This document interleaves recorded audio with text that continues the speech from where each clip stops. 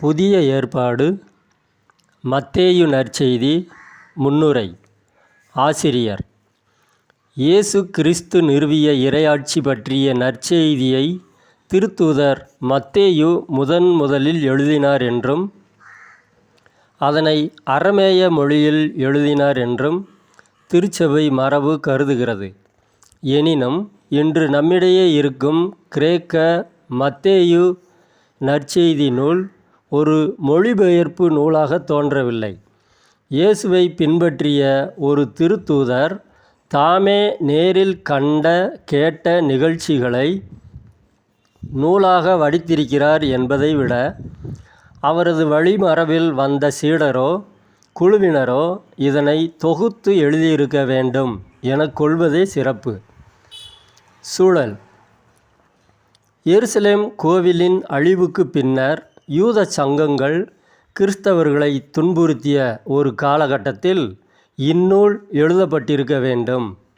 இயேசுவின் சீடர்கள் யூத தொழுகை கூடங்களை விட்டுவிட்டு திருச்சபையாக கூடி வரத் தொடங்கிவிட்ட காலத்தில் இந்நூல் எழுதியிருக்கிறது.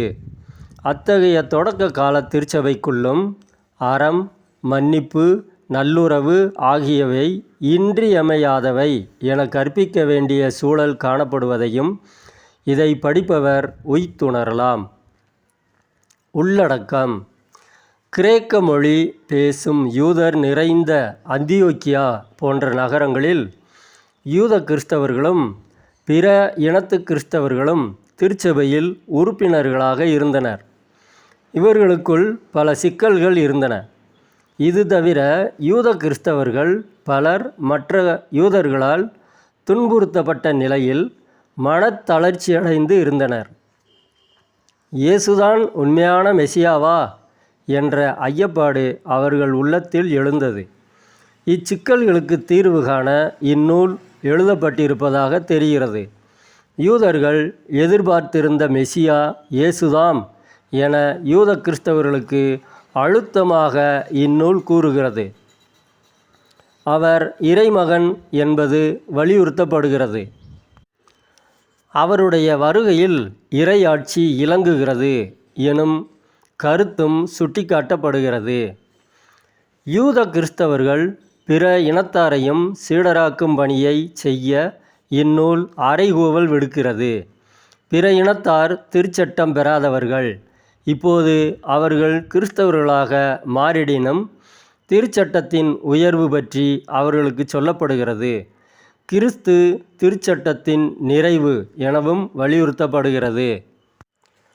ஆனால் அதே நேரத்தில் மத்தேயு இறையாட்சியின் நெறிகள் யூத சமய நெறிகளை விட மேலானவை என கூறி கிறிஸ்தவ மதிப்பீடுகளை தொகுத்து புதிய சட்ட நூலாக திருச்சபைக்கு வழங்குகிறார். யாவரும் இப்புதிய சட்டத் தொகுப்பை கடைபிடிக்க அறைகூவல் விடுக்கிறார்.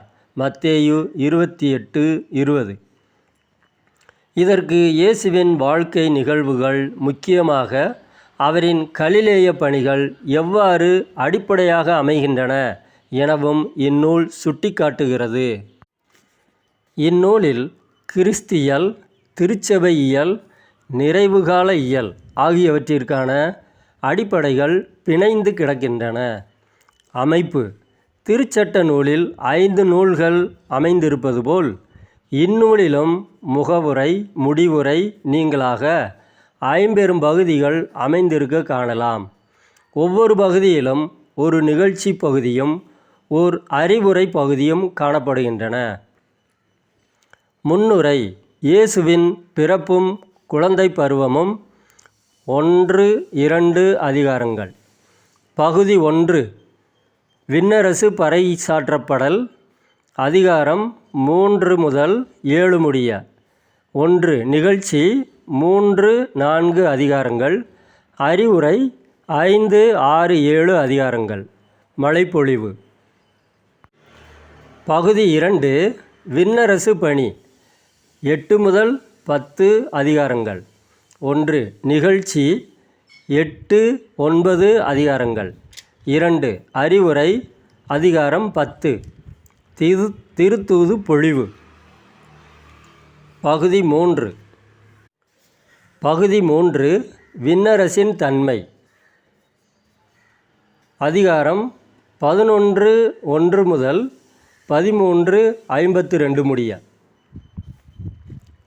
1. நிகழ்ச்சி 11-12 அதிகாரங்கள். 2. அறிவுரை 13:1 முதல் 52 முடிய. உவமை பொழிவு. பகுதி 4 விண்ணரசின் அமைப்பு 13:53 முதல் 18:35 வரை. 1. நிகழ்ச்சி 13:53 முதல் 17 முடிய. 2. அறிவுரை 18ஆம் அதிகாரம். பகுதி 5 விண்ணரசின் வருகை அதிகாரம் 19 முதல் 25 முடிய. 1. நிகழ்ச்சி 19 முதல் 23 முடிய. 2. அறிவுரை 24-25 அதிகாரங்கள். நிறைகால பொழிவு. முடிவுரை இயேசு துன்புற்று இறத்தலும் உயிர்த்தெழுதலும் அதிகாரம் 26 முதல் 28 முடிய.